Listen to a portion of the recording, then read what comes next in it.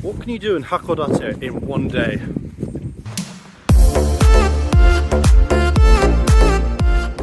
This Goryo-kyaku Park in Hakodate. It's got an amazing star shape from above, which you will see in photos, but let's see what the actual park is actually like. Here's a map of the park and some information. This is actually the only national historic site in Hokkaido.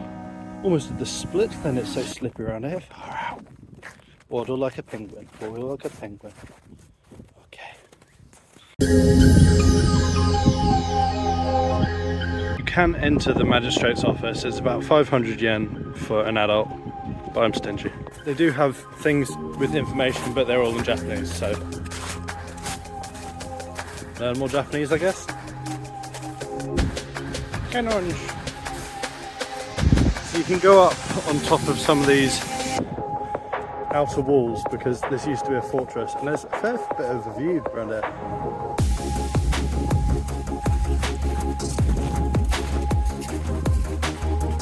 This is cool. No drone, so I'll stop talking.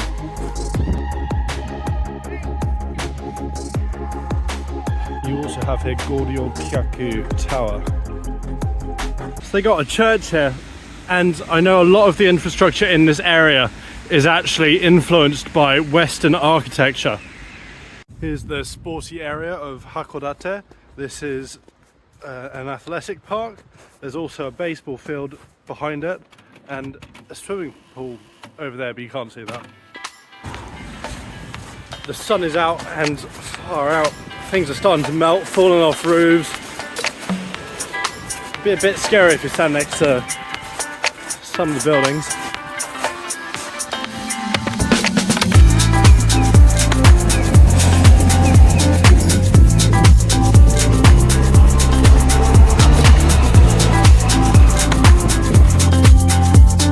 Mount Hakodate and the ropeway. The tram tracks look very deteriorated. It'll be interesting later tonight. I'm going there tomorrow to go to the market, so hit the subscribe button so you can see what that's like. Hakodate station. Hakodate port.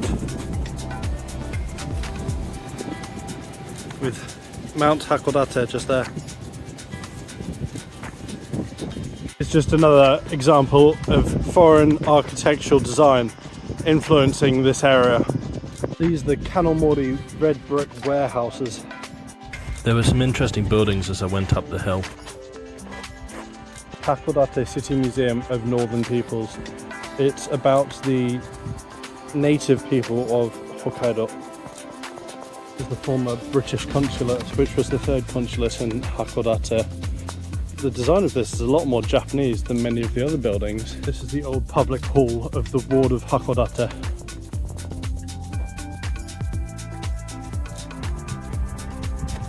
The second most delicious ice cream melon bread in the world. I just want to know which one's the first now.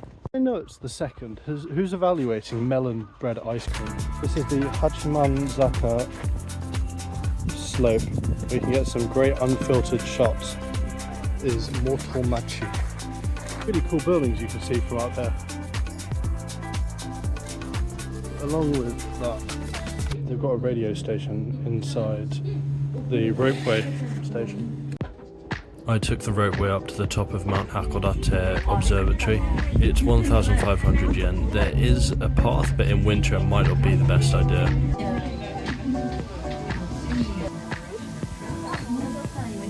Got a restaurant right at the top here with some very pricey food.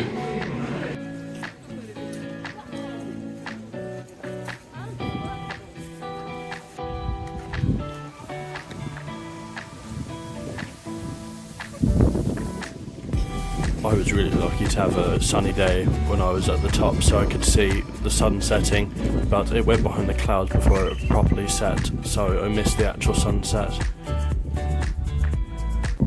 At the ropeway stations there is a time of when sunset is, so you get an indication of when you should go up, but just bear in mind it will be quite busy at that time. This shot's from down and around the corner from the station because the main viewing deck at the top of the ropeway station gets really busy at night, so I wasn't able to get a front row view. Hakodate was the first foreign port open in Japan, so along with the fishing industry, that's why it is so large. Hakodate is also known as the last samurai battlefield. It is a great sight from up here. It's said to be one of the best views in the world. You can decide on that. A little food shop and souvenir shop here. This is the queue for the ropeway to get back down. And it continues inside. In less than a day, Hakodate has become one of my favourite cities.